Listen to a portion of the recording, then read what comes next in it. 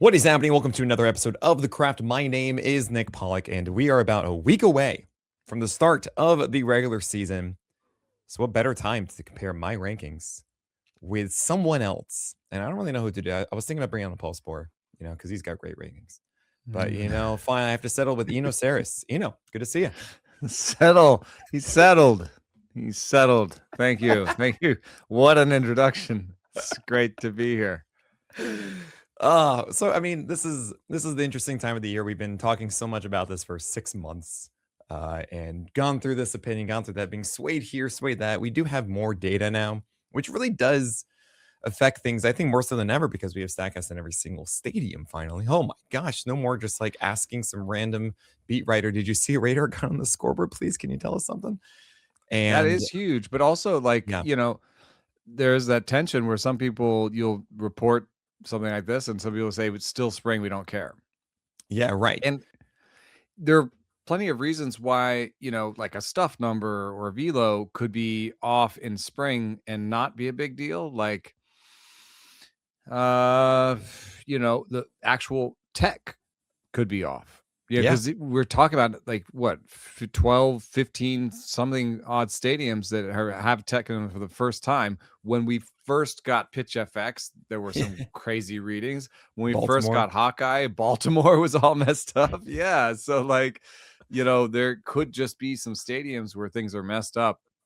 I keep seeing great stuff plus numbers for Marlins relievers, and it could be that they've changed things developmentally in terms of their process, or it could be that the park is weird, So yeah, there's reasons to take it with a grain of salt. People ask me how much I have spring stuff plus in my ranking sheet, not on I chose to leave last year's stuff plus on the rankings.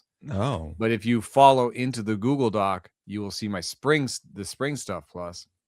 And that's how I'm trying to take things. It's like, this is the big number and this is the little number, and the little number matters, but maybe not as much as projections and the big numbers. Right. So that's how I'm trying to walk a line there.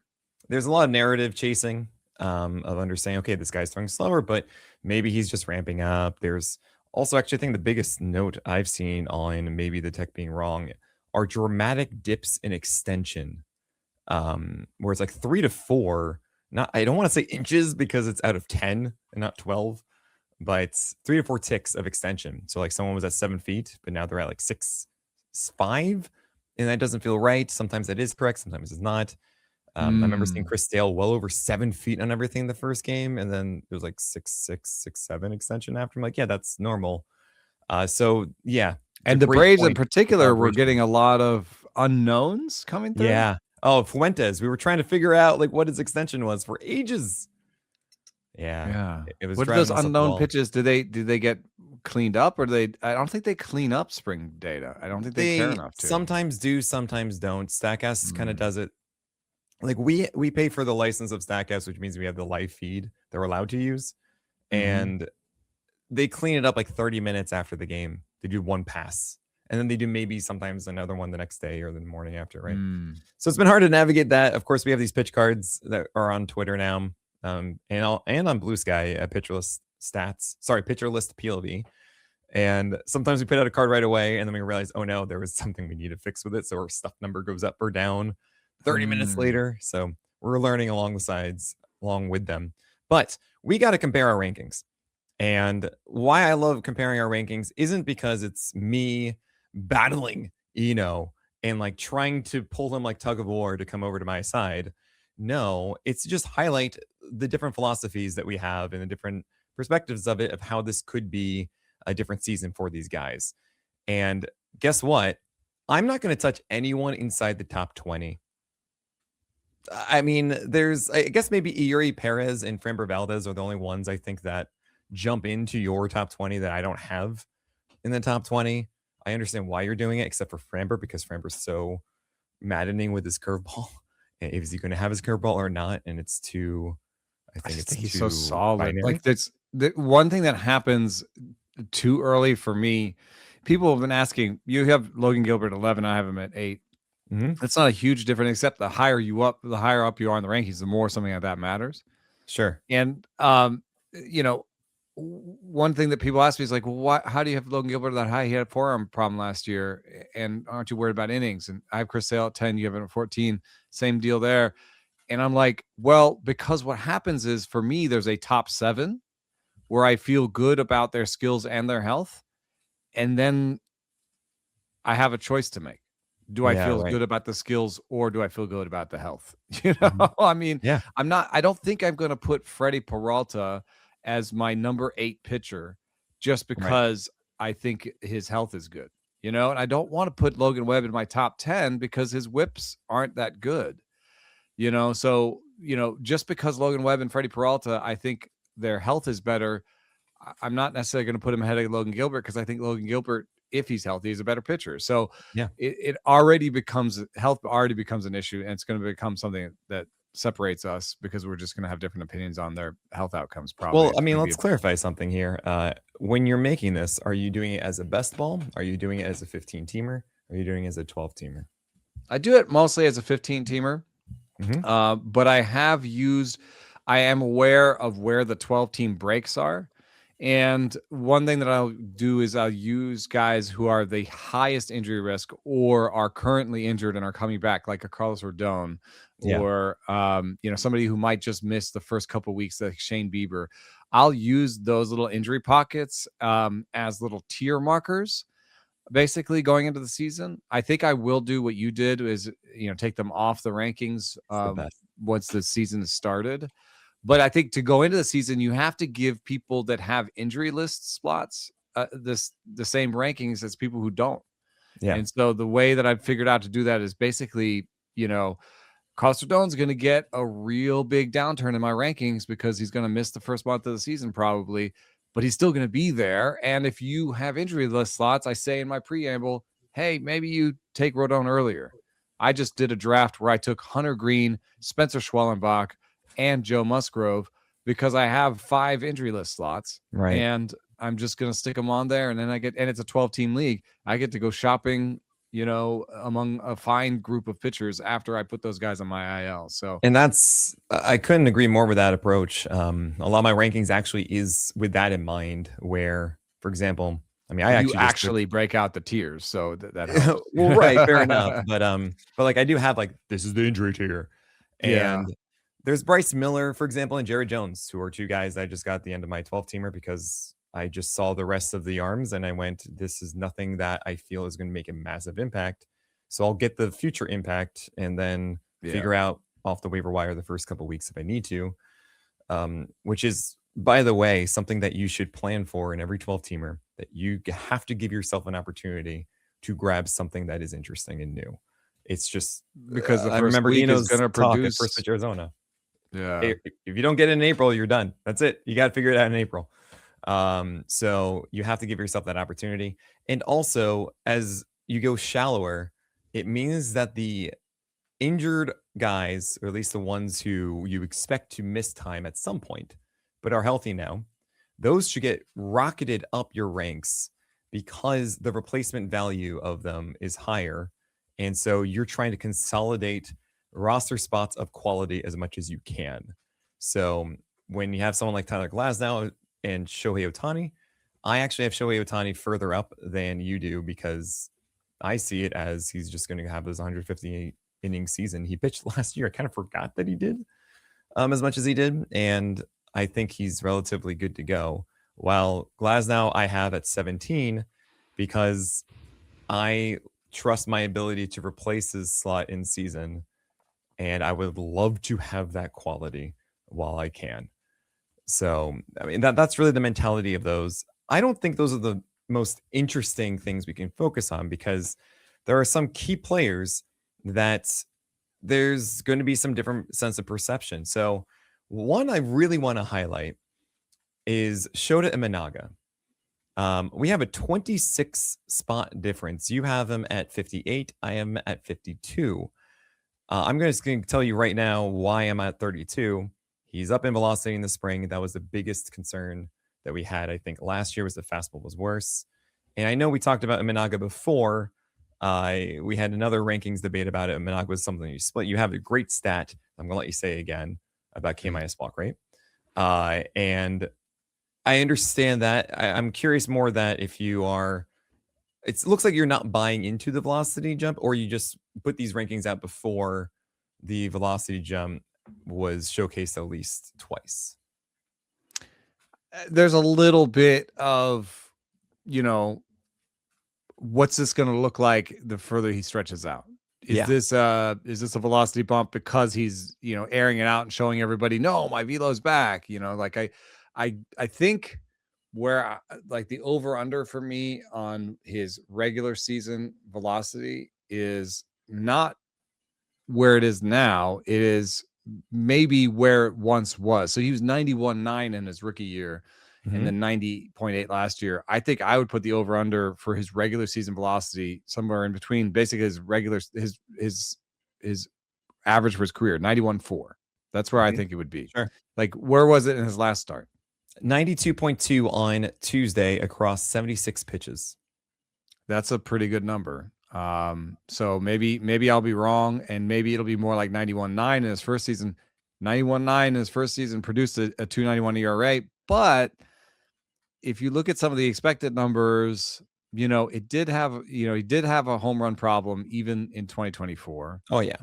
And I don't usually use FIP or XFIP that much, but like those numbers were more in the sort of mid to high threes. And so, he's given up a bunch of homers this spring too. And so in the end, I feel like it won't dramatically change who he is. Like, I think we've established who he is. I think I was wrong to think that he would be like in the 70s, because I was worried that the second half last year, and if the velo goes down even more and he comes in and he's barely cracking 90s this spring, I wouldn't want him at all. So the way that I kind of meshed like the risk of that, and maybe he's moving up from a deeper place than you, right? So he's moving up for me, but maybe he should move up further. I still don't think he would move into the top 50 because that home run rate is a risk. It's just I mean, I understand he lives up in the zone, even at a 105 stuff plus, which includes fastballs that went faster than his last outing. I think he'll settle in at sort of a 99 stuff plus for the fastball with a high expected home run rate and a high expected whiff rate. So, and it is a I know he has more than two pitches, but it's a surprisingly small arsenal. It reminds me a lot of Kevin Gausman, and it reminds me of Kevin Gausman 3 ticks slower, even with the new velo. Sure. So I think I'm just a little bit more pessimistic on him in general. And yeah, maybe 58 is a little bit low, but I don't think he gets into the top 50 for me. Cool. I will mention that he's still going heavy on sweeper to lefties. So it's he didn't even throw a splitter to a lefty on Tuesday. I mean, but is he like a 2-pitch guy against each side? Yeah, 2-pitch against each, which is totally fair. And I don't know how to represent that. Is that like a 2.5? Yeah, right. I mean, I'm happy that we are at least talking about that more. I certainly was lazy in the past, or at least I didn't have a good resource to always get that in front of me. Here's a guy we agree on, but I just want to throw out there in this context. Nolan McLean, watching the WBC, any more nervous about his approach against lefties? Oh man, I mean, okay. I don't like using the spin rate number ever. I feel like it's just silly, except it was like 3,200 RPM sweepers. Yeah, but then he gave up homers to Wilyer Abreu both times. And, well, okay, so the Wilyer Abreu one, I was watching this live, right? We have like a little mini meetup in Brooklyn. And they'll tell you, Wilyer Abreu hit a home run already in the World Baseball Classic. Okay, that home run up and in, like at the top of the zone, maybe even slightly higher, was that one home run. So first at bat, Wilyer Abreu to Nolan McLean, it gets to be 2 strikes, and I am saying, man, he could throw a high four seamer, and he just threw this. I believe it was a changeup away. He's like, man, that really speaks to this. I wouldn't do that. I would do a backdoor sweeper because of Wilyer Abreu. So he's shown that he actually wants that and he hunts it, and like he can hit it out. And McLean got it definitely up and out of the zone, and it struck out Wilyer Abreu. So what happens in the second at bat? Same scenario. There I go. And where does he go? It's not in a vacuum that looks like an incredible pitch because it's right at the top of the zone. But because it's not out of the zone, it's now more hittable for Willie Brave and he hits another home run. And I'm just like, how am I getting this scouting report? Like, how is it? Like, oh man, it that destroyed me. The skill set, I think one of the biggest concerns we had about Nolan McLean was, hey, we didn't actually see swing strikes on the sweeper last year. We saw called strikes, but we didn't see swing strikes. And well, I saw that he walked twice the lefties of the righties. So like, yeah, he was way more tentative against lefties. Right. So at least at the very least against righties, hey, hopefully the strikeouts can be there on sweepers, which I think obviously can. Right.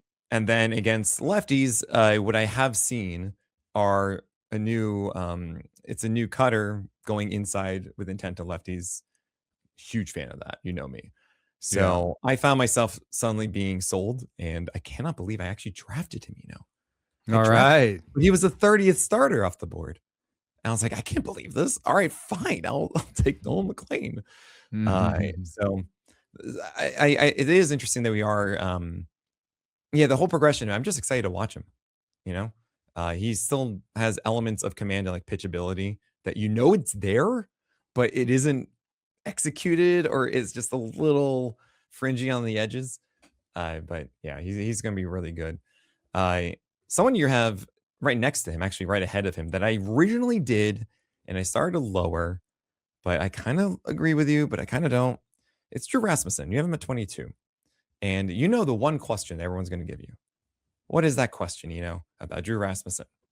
How deep is he going to go into games? Oh, yes. What are the innings this year? Yeah, what are the innings? And I wouldn't actually even say that that's the massive concern I have with him. Because, guys, all right, he might be 150 again. Like, you don't think he's going to go 170, 180 after 150 last year, do you? No, I think it'll be actually very similar to what he did last year. I do wonder if they'll maybe let him go deeper into games. Yeah, I hope so. But at the same time, the Rays are like, well, that just worked. You're right, exactly. We didn't really expect that to totally work, and it did. So maybe we just do that. The real issue I see with Drew Rasmussen is that he did not have his breaking stuff working last year. And he went to cutter, four-seamer, sinker, just pretty much exclusively. Every so often would have this curveball and sweeper. And what I've seen in the spring is pretty much the same.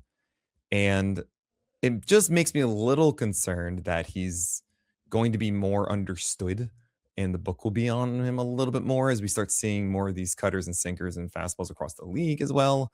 It just makes it a little less tempting. And I look at last year and I see the peak. Like we can't get better from last year, I don't think, with Drew Rasmussen at this point. And when it's capped at that 150 as well, I just found myself not quite wanting to go after him as opposed to, I don't know, his teammate Pepio or Nick Pivetta, who is fortunately past the arm fatigue. That's where my mind was. I'm sure you had more, just sell me on Drew Rasmussen. I want to be resold again. Yeah, I know what you're saying, and it is a little concerning to me that the stuff on his curveball is gone this spring and he's not throwing it. He's only thrown 4 curveballs all spring. And so he has been cutter, four-seam, sinker, changeup with a real emphasis on the cutter, four-seam, sinker. But we've seen a lot of success from somebody like Chad Patrick. And if he's just like Chad Patrick with more velo, we were pretty excited about how Chad Patrick looked at the end of the season with more velo. Now, would we put him in the top 25? That is a good question. And the strikeout rate for Rasmussen fell post-surgery. The stuff on his breaking balls fell. It is weird because I have Rasmussen that high, but I have maybe 0 shares. Oh, wow. So, really? Yeah. How does that No. I have a couple shares in keeper leagues where it's sort of leftover shares. Gotcha. But in new leagues, I have not really drafted him much. So that might be one. Also, it is interesting that Rasmussen goes right before the hype group for me. Zarowski, Burns, Savage, all of them. And I think when faced with equal amounts of risk between Drew Rasmussen and say an Emmett Sheehan, I've gone with the younger player because I do think Yeah. Rasmussen is risky, and he's in a risky tier for me. Hmm. And so there's just been other guys where I'm like, oh, if I'm going to accept skills risk and health risk, then I'd rather do it with, say, a Mizorowski, who I have a couple shares of, Sheehan I have a couple shares of.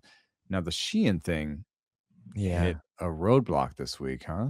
Yeah. I mean, I posted an image that was Emmett Sheehan at 93.7 after averaging 95, 96 last year. His penultimate at bat, I want to say, was a 92.5 mile per hour fastball, and a 91.8 was in there. Something just, what is this? Uh, yeah, that's really scary. The Dodgers did just put River Ryan into the minors, though. So his So, role er, seems safe. yeah, I mean, there's been nothing about it, but it's one of those things that, like, you just don't want any dings at this point, you know? Like, if you can just avoid anything, you just will give yourself an excuse not to do it, right? It's kind of why I understand why people are moving away from Chase Burns a little bit more right now because of the whole 2 inning thing. He's fine, he's in the rotation, but 6 man now, like, are they gonna manage his innings early, piggyback this? It's so strange. And yet, I mean, I understand you have Chase Burns at let's see here, 26. I have him at 40. I initially had him around you. I got scared off by the flexor injury that he had last year, and then the news of the 2 innings, everything like that. I just didn't change it. But the stuff is so good, I mean, he's such a good pitcher. Yeah, with Burns, I think that's why maybe Rasmussen needs to drop in my rankings the next update, just because if Burns, I think between Burns and Rasmussen, who's more likely to put up 150 innings with like a 2.70 ERA this year? Seems like Burns. Mm, Even yeah, or it's 140 innings or whatever. But if it's a right. slightly short number of innings but a great numbers, I think it's Burns. And um, I have Mizorowski ahead of Burns just because I think he's ahead innings wise. I think Mizorowski is ahead, when it comes to Arsenal. Mizorowski showed me his new curveball, his new changeup grip, and said he was hitting 20s horizontally on the changeup. And I feel like he has a 4-pitch mix, whereas Burns has a 2 that he's trying to push into a 3 or 4-pitch mix. Yeah, So yeah. I like where they are actually, and I defend taking them because where I have them, they're 2s. And Hmm. what I'm trying to do is be conservative on my 1. And, I'm going to take hopefully somebody in that top 7 so that they are, so that they're strong, health wise and skill wise. And then I'm going to take a little break, and then I'm going to take one of these hype guys that falls to me, because to me in that group between, and I talked about this already a little bit with Gilbert, but like in that sort of 15 to 20 group, there's a lot of injury risk. George Kirby has had shoulder soreness 2 years in a row. Cole Reagans has a lot of injury Oh risk. yeah, Chris Sale has a lot of injury risk. Gilbert has the forearm. Joe Ryan has the back, completely. So what? No, yeah, no, I'm agreeing with you. Yeah, Oh yeah. So and Tyler Glass now has the everything every year, and so he's got tall man that's back. yeah. So that's where. So I'm like, man, if I'm going to take a pass on the old guys that have this tremendous amount of upside, then I kind of need to take some upside. So that's why Yuri Perez is a little bit higher for me than he is for you, because I want that upside there. And that's why I have, even though I know there's other analysts out there who have said take a pass on these hype guys, they're not established. And I would say, yeah, they're not established, but could they be healthier than the old guys who are established? And so are you just taking a little bit of health risk versus skills risk? You know what I'm saying? Like, Yeah. there are different types of risks you can have. And I have been comfortable. So almost every draft, I get one of the hype 7, but it hasn't been the same guy every time because Hmm. I'm letting it fall a little bit. So I have 2 Mizorowskis. I have 2 Burns. I have 2 or 3 Cam Schlitlers. He's been the one Oh that's man, fallen the I most. think he's my favorite one. I mean, just because his draft cost is even lower than the other guys. I mean, don't it's think I surprising. actually have a McLean because he kind of goes first out of the group. Right. Cam went before McLean. So I was like, what? All right, I'll take McLean. Yeah. What I will push back on a little bit is the health perception of the hype 7. So I mean, obviously, You're saying they could be hurt too. Right. Well, I mean, Chase Burns is a clear ding because he already got hurt, and then now there's all this whatever. And There's a lot of Mizorowski throws a 94-mile-an-hour slider. Yeah, and Mizorowski's always kind of been. He's also inefficient, and there's something to be said about that. I'm trying as much as I can to avoid the inefficient pitchers, the ones who, he'll get 10 strikeouts, but he'll be in 5 1/3. And instead of the one that goes 7, has at least chance going 7 and being quality through it consistently, right? And then there's Cam Schlittler. A lot of conversation about him adding so much velocity last year after we just saw someone just like fracture their elbow because they threw too hard, especially Schwellenbach, right? I mean, okay. But there was a relative increase there, right? Like Jacob Mizorowski's always thrown hard. And the difference with Schwellenbach was he threw at a certain level, and then he just threw 2 ticks harder, and then his. And I'm talking about Cam Schlittler in this way. Like that's Cam has grown a lot. It was like 93 to 98 by the end of the year or something. Yeah, right. And he's like he's even harder now with his cutter, and it's just, should I be weighing that? Should I not? I don't know. So that's where my head is. Also, of course, the Trey Savage situation exists, right? So I will say there is not an injury risk at the moment. There's nothing associated with it with Bubba Chandler. And from a raw skills standpoint, I would argue that Bubba Chandler has the best 4-seamer of the lot. Now, the changeup and slider are not as, just dopeness as you want them to be. They're not bad. It is the reason that I feel a little tepid more than I want to. Like, I want to be able to say best 4-seamer to Bubba Chandler. Let's go. He's our guy. But it's not quite like Jared Jones and his slider. It's just a little more annoying in that way. However, I do see you have him at 36 with Mizorowski 24, Chase Burns 26, Schlittler 29, McLean at 27. And so you absolutely have him lower than the others, while I actually have him higher. So I'm curious to hear your thoughts on Bubba Chandler. Yeah, I think what I'm nervous about is that he's a changeup first righty. Now, that is interesting because the stuff model says that his slider is one of his best pitches. I have his spring training stuff. Yes, his stuff was on the slider is 119. It's his best pitch. The changeup's 113. But last year, he had a high number on the stuff plus, and he only got 20% whiffs on the slider. And, that bothered me because I was like, he still needs to get a lot of righties out. And he might even start getting stacked righties against him if he is like truly a changeup first guy, And I just want him to have a great weapon against righties. Bubba has been moving upwards in my ranks because the whiff rate this spring is now matching the stuff number. He has a 42% whiff rate on the slider this spring. He also has a 500 slugging. I don't really want to get into that on 44 pitches in spring. Yeah, don't look at result stats. Yeah, but I am looking at result stats when I say 40% whiff rate, but I have to because I'm trying to figure out if this is just a slider that wows the models and doesn't wow in the big leagues, because then that's a problem for me. But it looks like he has a feel for spin. When I watch him, it's 2,500 spin rate. It's a decent spin rate. So I don't know. Like Logan Henderson is clearly a changeup first righty, and it might work because he can throw changeups right on right and all that stuff. But he's more like Kevin Gausman, where I don't think he'll ever have a very good breaking ball. Right, sure. But Bubba Chandler has a chance to be much more than Logan Henderson, I think, because he could have a plus 4-seam, a plus slider, a plus changeup. Yeah. And so he's sort of, yes, he's lower than the other guys, but he's rising. And he has Okay. the lower cost. So I do have a couple Bubba Chandlers as well. Yeah. So just to just to really hone in on this with Bubba Chandler, I kind of think of it like George Kirby's slider when you're talking about like the stuff doesn't match the results. Just Yeah. so annoying.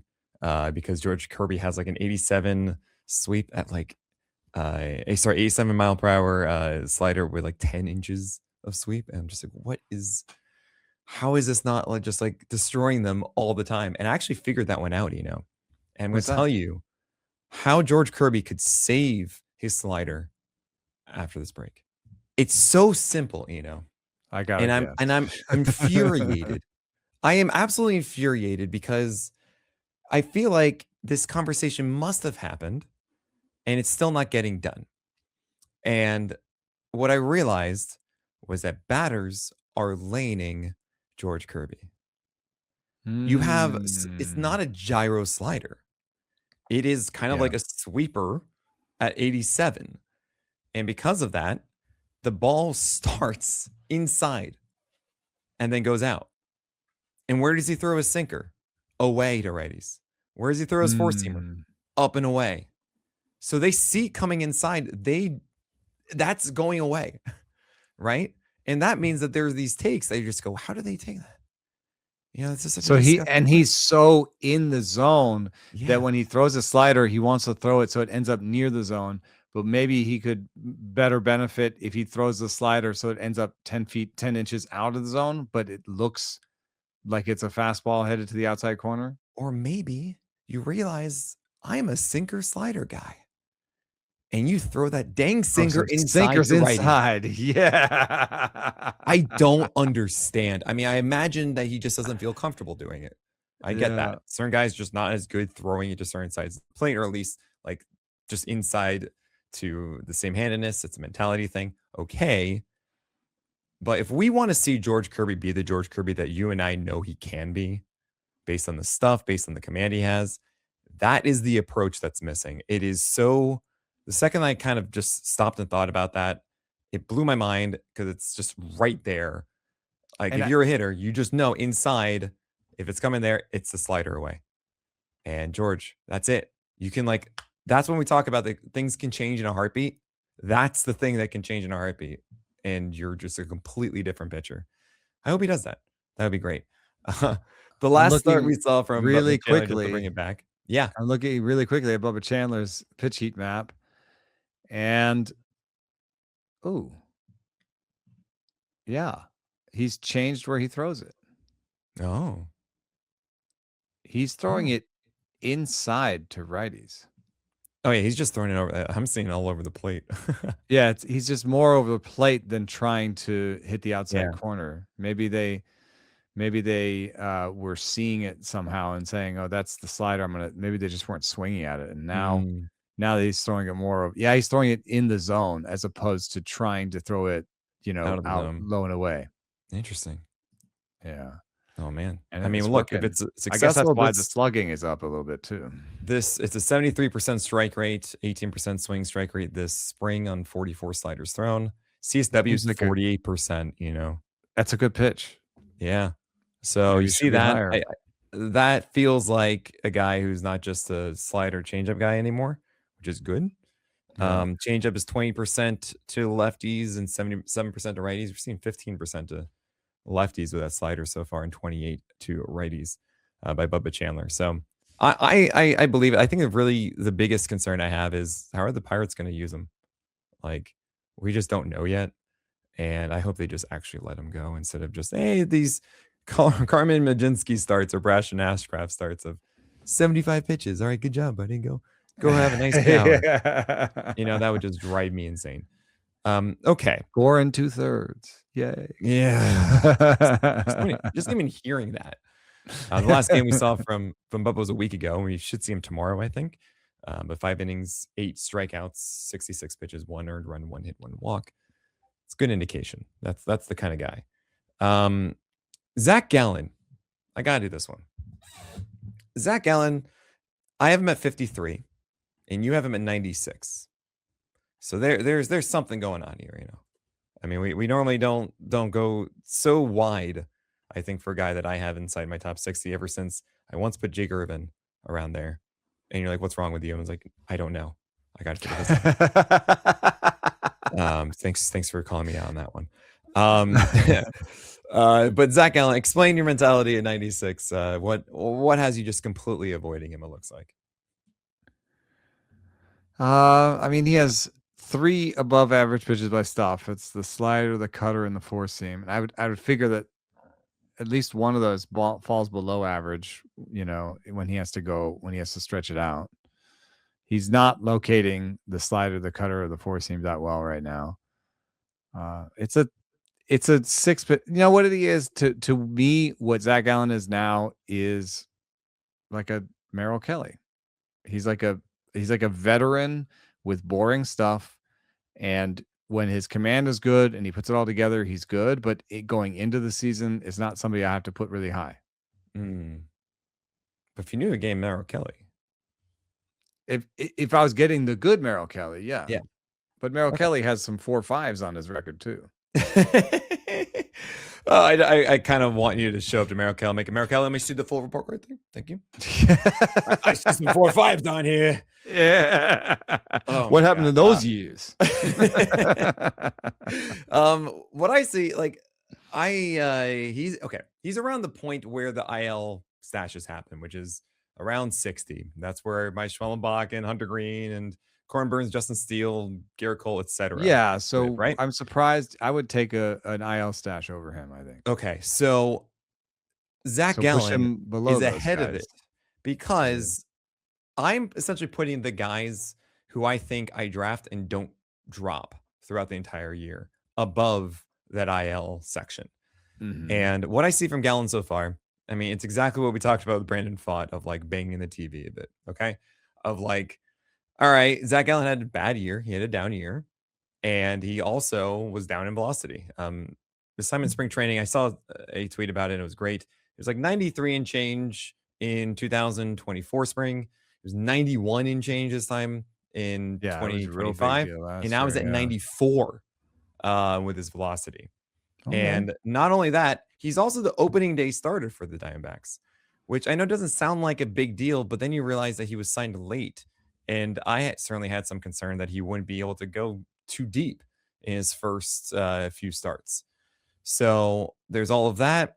I'm leaning into the Arizona Diamondbacks because of their defense and the best outfield for outfielders to field balls in, according to Mike Petriello. Ooh.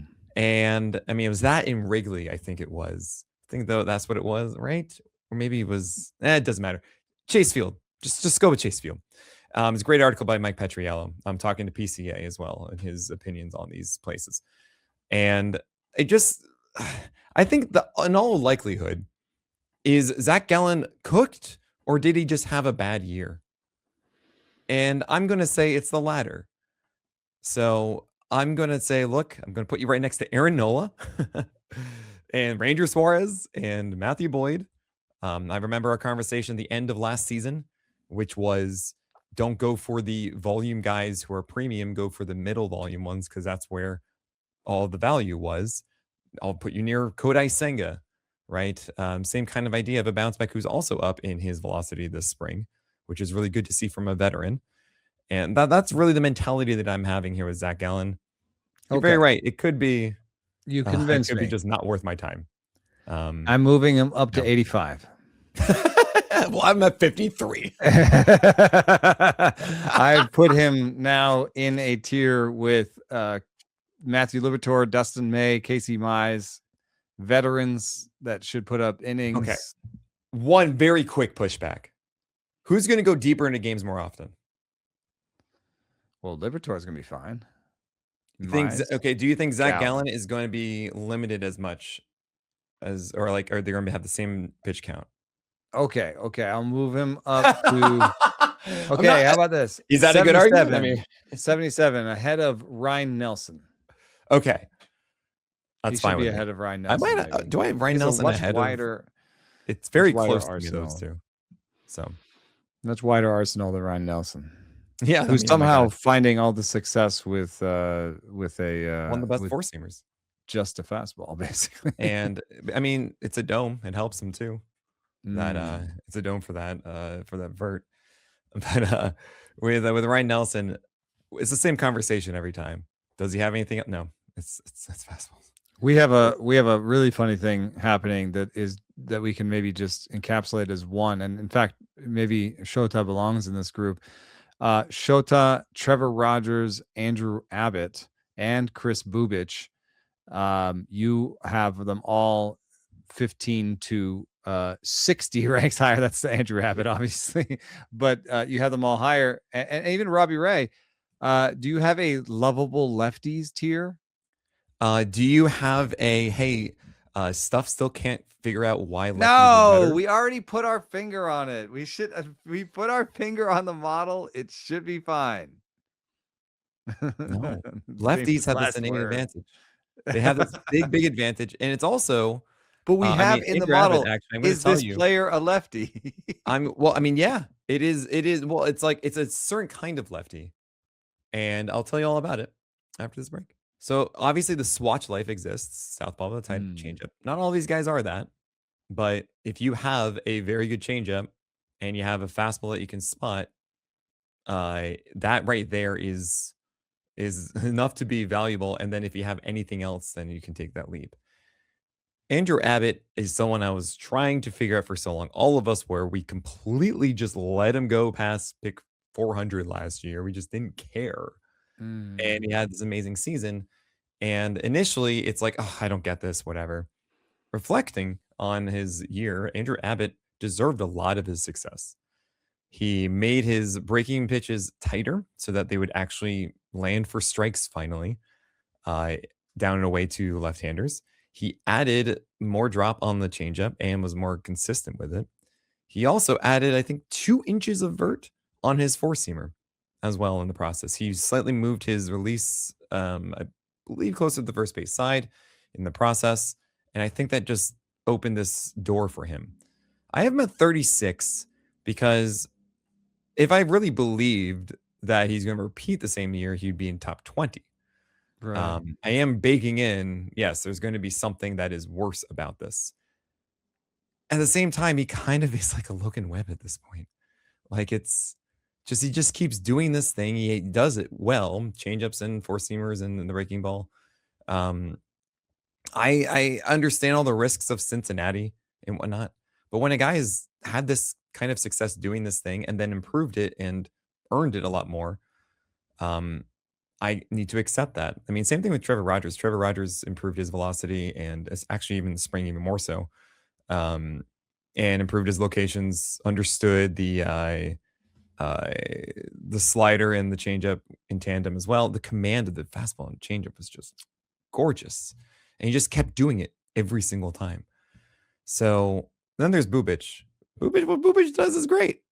It's just about health, and he's healthy. So sure, I'll have him. I mean, that's really all that is. I have him at 44, which I think is generous. Yeah, I don't know. It's why do you hate lefties? What do they do to you? Oh, I mean, they're just they all have poor stuff. And I just it's a little bit more obvious with Abbott. So I'm just to focus on Abbott Please. because he gets basically league average movement on his four seam from a league average arm slot with below league average velocity. I just don't know how that adds up to anything that good. And I would say that he's been somewhat fortunate with the schedule because his first half ERA is 2.71 and his second half ERA is 4.39, and he's pitched 50% more innings in the first half than the second half in his career. He's Mm, often petered out at the end of the season, that's a very good health-wise point. as well as production-wise. If he pitched a full season and he got full seasons of his 5 August ERA and 5 September ERA, I think he would end up like maybe he is someone that you can pitch early in the season when it's cold in Cincinnati, and he's a Boydish type of player where I'd rather have him early in the season than late. There's something to be said for that, but I also am worried that he's more on the razor's edge than people think, because at 92, whatever he was last year, 92.7, for a lefty, that's near enough to average, right? Like, because the average four seam fastball for a righty was 94.5, and then it's about a tick lower for lefty, so 93.5. So 92.7, he's close enough to it. He's throwing enough 94s up on the radar gun to seem average, right? With the velo. It's down a little bit more this spring. And for what it's worth, he's getting his head caved in this spring, dude. I mean, it's like he just had a really bad one where he could not throw his fastball for a strike. Changeup was up. Yeah, I do need to make a correction for myself. He did not gain anything on his four seamer. I apologize. It was I don't 2 think it's a inches great depth pitch. on the changeup is what he added, but he did And not. maybe he gain could on the four be seamer. a lefty. Like, does swatch mean, what is that? That's It's a changeup southpaw and with a tight changeup. So if southpaw you have with an a elite tight changeup, and but he 14% doesn't swing really. strike rate wasn't elite. He doesn't Yeah. really have a good changeup. He has like a good slider. The fastball isn't that good. I don't know. I think that he will give up 1.5 homers per nine this year. His Yeah. career is 130. Last year was 1.6. If he gets a homer and a half per inning, then he has to have a tiny little BABIP to make it work. So I think it's easy enough to make. The best projection is Zips with a 3.80 ERA for Andrew Abbott. If you're going to believe that, then you're going to take him in your top 70, top 50 for sure. But Oopsie's not alone. The Bat X has a 4.6. Oopsie has a 4.5. Steamer has a 4.5. Sure, pitchless projections is with you. Yeah. So I tend to hew close to projections. That's the easy answer for all of these, because if you look at Trevor Rogers, the projections are for 4.2 to 4.3, basically across the board. Bubic has the best projections, I believe, probably because of park factors. But yes, Bubic has basically 3.7s to 3.9s, and then Oopsie's the only one that's over 4, which is maybe why I'm so. I guess the overarching answer is I hew closer to projections. The projections don't really like these pitchers. I have Bubic the highest of all of them because he has the best projections out of all of them. The secondary answer is I hope that the tinkering that we've done in the model is capturing the fact that these guys are lefties. And then the third answer is I could be wrong, especially when I think about Rogers and Bubic, for a reason that you kind of intimated at, but I think tunneling maybe exists between secondary pitches. Oh yeah, we talked about this before. Yeah. Right. So if I'm wrong about Bubic and Rogers, it's because they can throw their sliders and changeups at similar velos and slightly different shapes, and hitters will think it's one or the other. And probably like thinking about like facing a Bubic or a Rogers, it's slow, right? It's slow. But like if I'm facing a Bubic or a Rogers, I may sit secondary at some point. Yeah. Because So, I he's mean, probably throwing a lot of secondaries. You've definitely convinced me to pull down Abbott more. With Bubic and Rogers, I will say watching Rogers last year, this is a bias of just like me sometimes just watching guys and seeing what their confidence is with the body language, how they attack. It was awesome. He would attack them with his fastball, change up underneath. Like he felt so locked in and would execute so often. And I see that and I see, yeah, like I'm trying to avoid the situations where we go through our drafts, 6 months, we're down, this is this. Then you watch one start of a guy, you're like, dude, what was I thinking? Right? I've had that so many times. And oh God, who's just, that gonna be for us this year? well, that's what I'm trying to avoid as much as possible. Of like you have this guy in the top 35 or so, and you go, yeah, he's gonna be really good. And you watch one game, he gets pulled after 4. It's like 3 walks. And you're like, what am I doing? And then you have someone who goes at 6 frames and like gets the win, and it's great. And you look at him like, yeah, this guy's gonna do that all year. And I guess I'm a little bit worried about the lows that I have somebody too low that'll be good. Like I have Ranger Suarez low, I have Trevor Rogers low. You know. so, by the way, that's a good segue. I've learned that it's Ron Hare That's right. Suarez. He did say that. But he did And also say that everybody calls him Ranger and he's okay with it. So yeah, it's a little bit of the no, Luis Robert situation this is again. all right. It's the MLB pronunciation guy says Robert, so whatever. Yeah, They right. do. And what I did actually this morning, you might have seen it. I went through the entire pronunciation guide and picked out the ones that are like the most commonly mistaken or just confusing to me, and made my own cheat sheet and put it on Oh, Twitter. nice. So there are a lot Did of you really ones like it's George Clausen, not Clausen. Yeah, I could get that. Slade Ciccone. I've been saying Ciccone. Some people told me that one. Slade Ciccone. Joey Cantillo. Well, Not because in Italian the double C is supposed to be Cho, right? well, it's Slade Ciccone on the All right. pronunciation All guide. right. Okay. Yeah. I mean, because he's probably not, like first generation Did he Italian. play for Italy? I didn't see him there. Right. But there are a lot of names on there, and I highly recommend anybody who's podcasting or saying this stuff, or just in general, just you should know these. It's a really helpful cheat sheet, and I keep adding as people throw in some that they constantly have.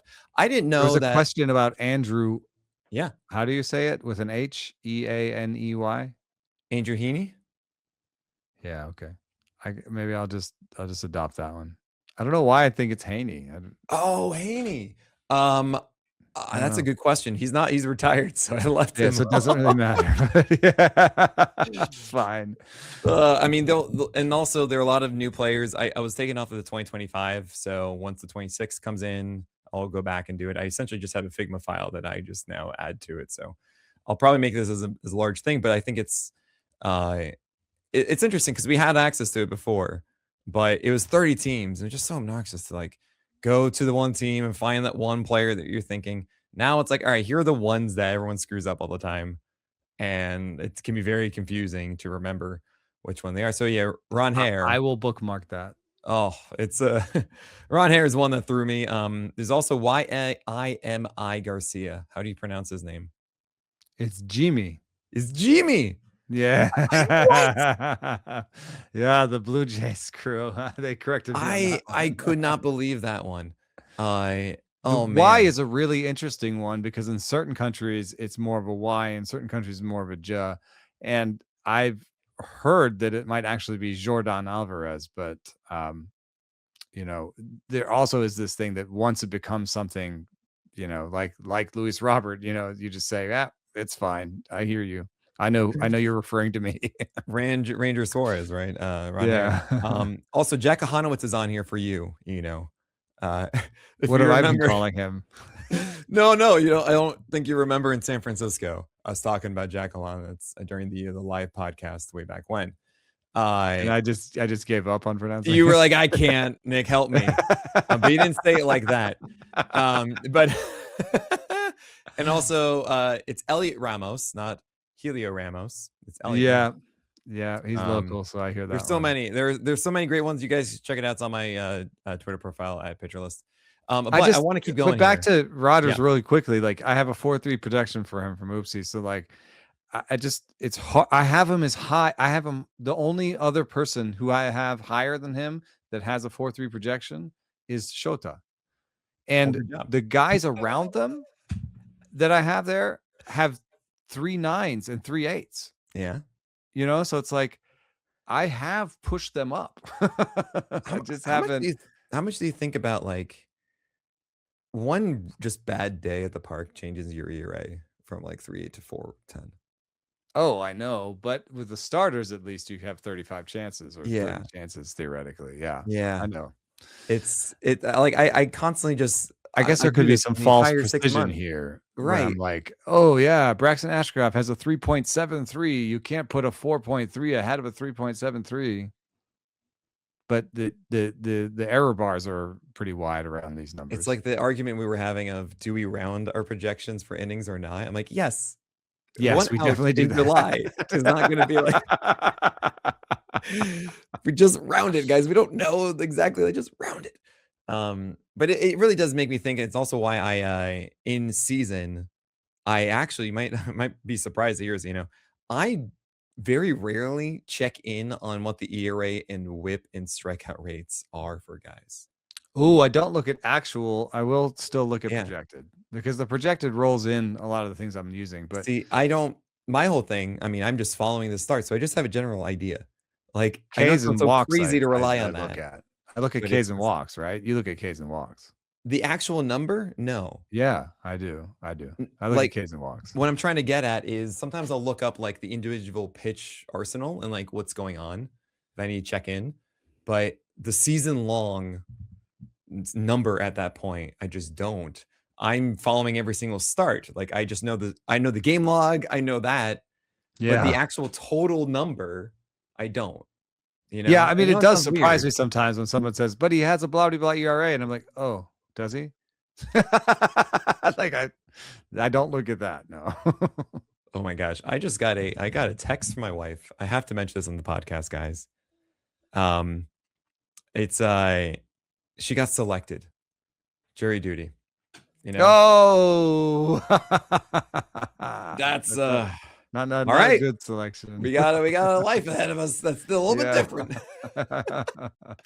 All right, sorry. Anyway, continuing on here. I'm happy to see that we are on the same page with, say, Aaron Nola, and this is because we believe in even year Nola. However, there are some differences. And I'm actually really surprised at this one because you convinced me more for him.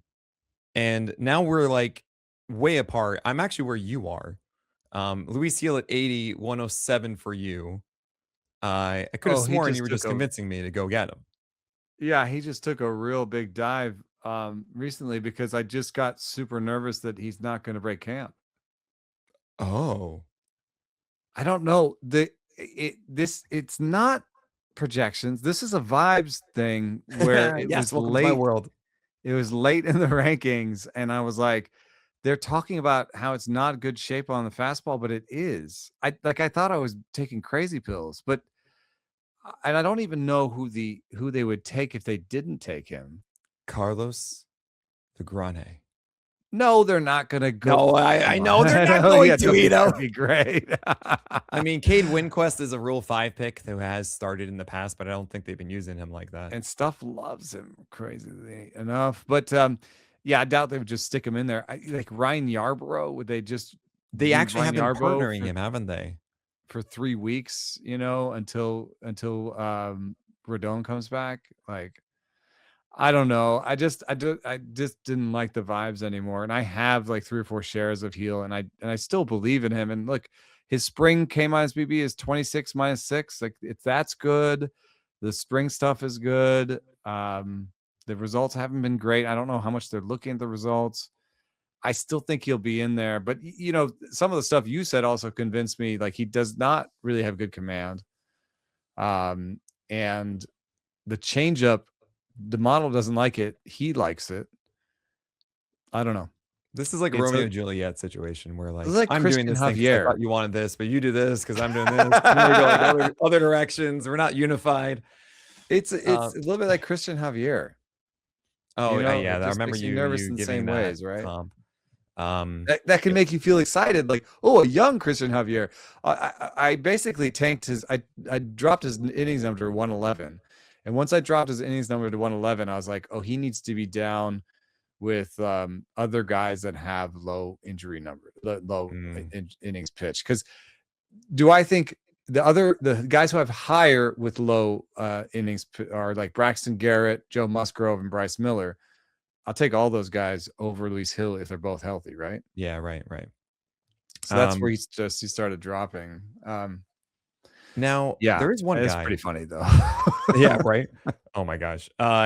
So what's really funny is last week we did our SP Sleepers podcast, and I was really behind on catching up spring games, and so I put out my list, my updated rankings finally on Friday last week. I'm putting them out again on Thursday and for the weekend update, and then one more time on Wednesday before the season starts, just to lock them in.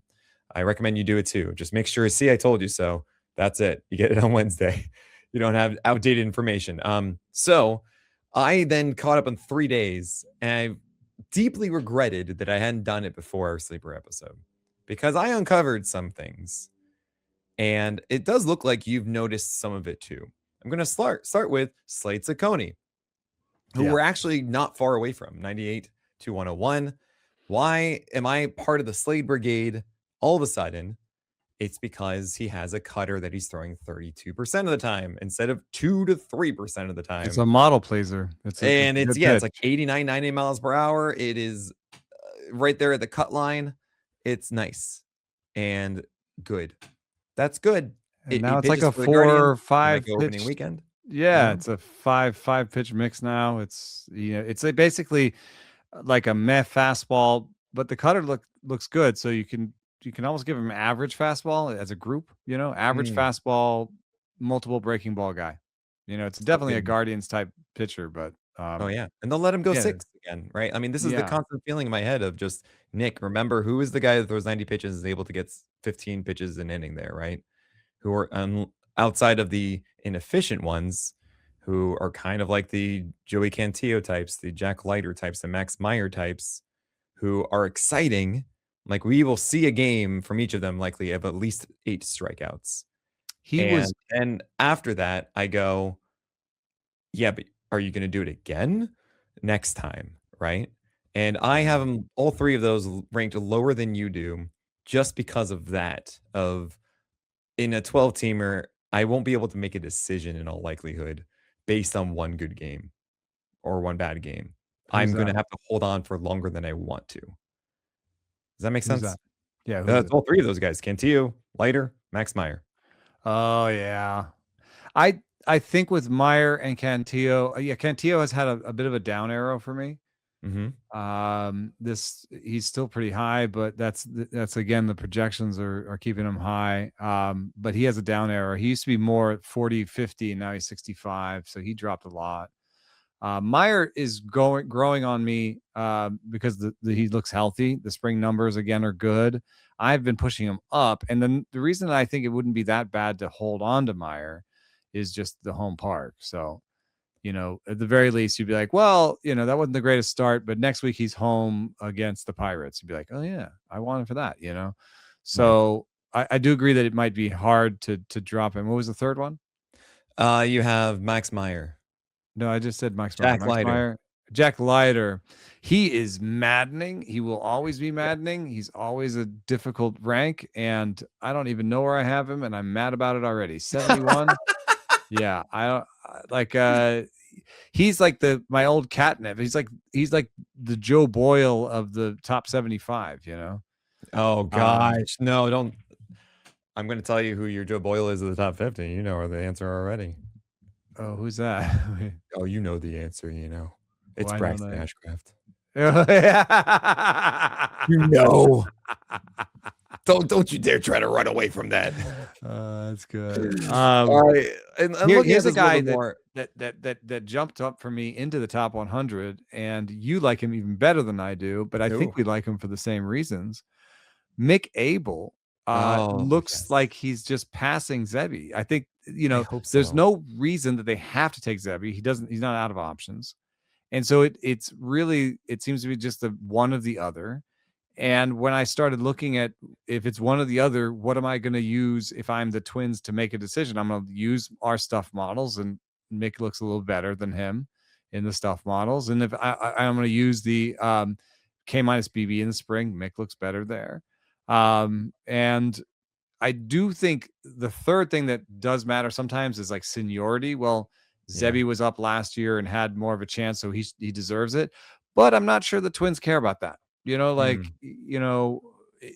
may just say they're both young guys who got a taste of the major leagues this year. Whoever is better, we'll go north with him. You know what it really should be? What's that? Sammy Woods Richardson out. I mean, I agree with you. We don't have too many people that agree with us. There are a lot of people who really like him, but especially considering that he's not throwing hard like he was in the second half of last year. He had a splitter that it was introduced that did help. I mean, he's never really thrown hard, but yeah. Well, he was throwing 94 at times. Like he's someone who's oscillated. He's also had high extension, low extension, this and that. It's just but he has no options left, and so he's just gonna Yeah. make it based on that, I think. So who are they going to trade him for? All right. There's also in that conversation with Mick Abel. I mean, I've been a Mick Abel fan since I saw him in the spring, I want to say, with the Phillies. And either last year or the year before. And yeah, he should be in the majors. He's got phenomenal command, I think, on his fastballs, and he has a lot of potential in the secondaries. Parker Messick's in that same boat for me because it looked like it'd be Logan Allen, but it shouldn't be Logan Allen, and Logan Allen has an option. Cantillo does not. Parker Messick has 2 options. It should be Messick. I don't know what they're doing. We still don't know. And Logan Allen has an option. Just option him. He's not good. yes, they should. But he's Anthony still here. K is rising in mine. You were ahead on that one. This is the guy. You weren't at Towers. I don't know why you weren't at Towers. You weren't at Towers. You got to come to Towers. It's the best. Okay. Yeah. He was a joke for me the entire weekend because I did these articles on Friday, and I watched the Anthony K start. It came up. I was like, I went, oh, this guy started for the White Sox. 95, 96 from the left side with a pinpointed changeup and cutters inside to righties. Yeah. He just doesn't have as good of a breaking ball as I want against lefties, but it's the White Sox and he's in that rotation. And like, I just circled him massively as 15-teamer sleeper everywhere. Got him for TGFBI like 1 hour later. Yeah, we got him super late in my 20-team, 28 keeper. We got him in like the 15th round of the restocking draft. Nobody cared about him at all, and we were pretty excited to get him. So, yeah, he's got it up there. I just gave him a little more juice. He's like 112 for me now. He's getting closer to where you have him. I think, I was surprised when I looked at the model. I thought he hadn't learned that much when he went abroad. Like I thought there hadn't been that much change in his arsenal. And in some ways there hasn't, but in one way he was better than we thought before he left, right? Like he was actually a lefty with some decent command and a good slider. And then he went and he learned a sinker. So now that he comes back, he has the 2 fastballs and the sinker. And I think he even improved the changeup. So what's that? He throws a sinker inside the lefties. Really is just like get the slider or sweeper down and he's good. There is a point in these ranks where some of our differences, again, like I said, like 3 or 4 points at the very top of the rankings difference doesn't mean as much as, but and so 40 or 30 at the bottom couldn't mean not as much. But like Robolewski is pretty interesting because I was in the process while making these rankings of deciding that I thought Robolewski was ahead of Ryan, and so Robolewski jumped Ryan in these ranks for the first time. And so I would say that the 20-point difference between us probably just has to do with some injury stuff and where we have some small innings pitched guys and stuff like that. I bet you that we directionally agree with each other, which is that Robolewski's ahead of Ryan. He's a pretty good pitcher.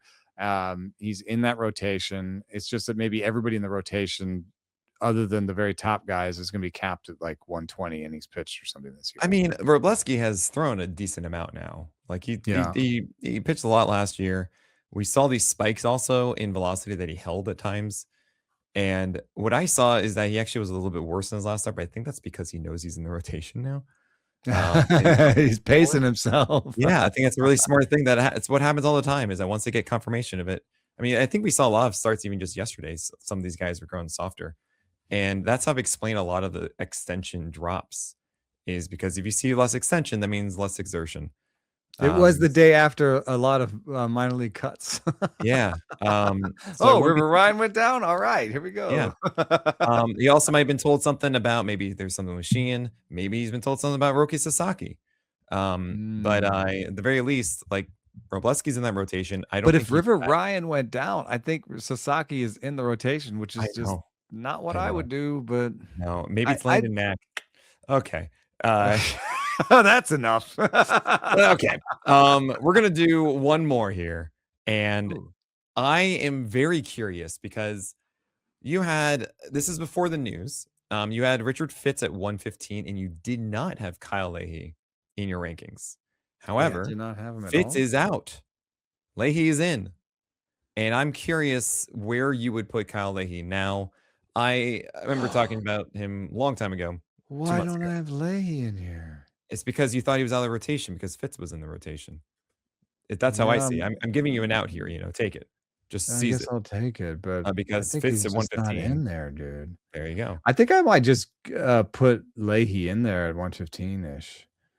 I mean, I would imagine you put him wherever you put Fitz. I have him at 104. I think the slider can be very good. I'm curious how much velocity he'll have in season with it. The command it's a is not 90 mile quite an hour amazing as slider. It's Yeah. a good sinker. It's actually a decent four seamer. He's lost the 2 ticks that you'd expect him to lose. Yeah. And he's still been all right. So yeah, I there was a moment where everyone was in on Kyle Leahy, and then they kind of jumped ship after a bad start in the spring, and then I think he's actually, I think he's a sort of top 125 guy somewhere in there. Why do you enjoy having a very bad whip? Why? Because you have Jose Soriano at 76. Yeah, I know. They option Christian Moore. Like maybe their defense will be good one of these years. Come on. Some year they got to have a good defense. Okay. I'm Johan not Oviedo's expecting at 86. I am not 100% sold that Oviedo is going to be the number 5. Yeah, I'm worried about that one too. I've toggled that. I only have 111 innings pitched for him. I mean, okay, here's the thing. Oviedo, he has a hard fastball with surprising vert and a very flat attack angle with 7+ feet of extension. Like, it should be amazing. He also has good enough breaking stuff that's gotten whiffs in the past. It's probably because of that extension with that velocity, just amplifies it regardless of the stuff. Now, strikes. What's up? How are we doing this? Because we don't know with Oviedo. Yeah, he does not. And really have the and ability. I think the Red Sox acquired him hoping that by now something would have been tweaked. They'd been able to fix it in some fashion. I'm not sure that it has. And Connolly Early has not been removed yet. He's starting today. And boy, oh boy, it's so funny. I've been so off the Connolly Early train because I just gave up all hope that he would make the rotation. Yeah, I really didn't think he would either. But if he does, I absolutely adore Connolly Early. If you tell me right now, yes, Nick, he is in the rotation from the get-go, I am putting Connolly Early at 50. That is how confident I am in Connolly Early. So I kind of regret that I didn't put him in the ranking at all, just at like the McAbel, Parker Messick area. Because, all right, if they're not on the team, you just drop them, and that doesn't really matter, the last pick in your 12th team or that kind of thing. But, yeah, I mean, it does seem to me, though, you have him at Oviedo at 86, so you are believing that he would be effective to some degree if he were in this. I think the fastball is really good, and there are other pitchers that are, like we talked about Ryan Nelson. I don't know if it's off air, but there are other pitchers that are their best pitches their fastball, like Mackenzie Gore. There's guys you can still, if your best pitch is your fastball and you throw it 40% of the time, like you can still be a pretty good pitcher. I'm hoping that he had some ability to land and locate and shape the slider in the past, and I'm assuming that some of that will come back, or show itself at some point, because it used to be Oviedo had a good slider. I don't know where that went, and I would say that it could come back. And then lastly, they traded for him, and in a way that makes me feel like they wanted him in the rotation. Right. And right. Early and Tolley have options, and so my thinking was just they were going to send those guys down. So Yeah. Tolley's already down, I think. Oh, yeah. I mean, Tolley was, let's be honest, guys. Tolley is an amazing four-seamer and then just cannot, A, spot it as he wants, and B, nothing else. He's trying to make the cutter work. It's just not a polished pitcher, and it's frustrating. Connolly Early today, 5 innings, 0 runs, 1 hit, 2 walks, 7 strikeouts, 11 whiffs, 75 pitches. Yeah, I think I would put him probably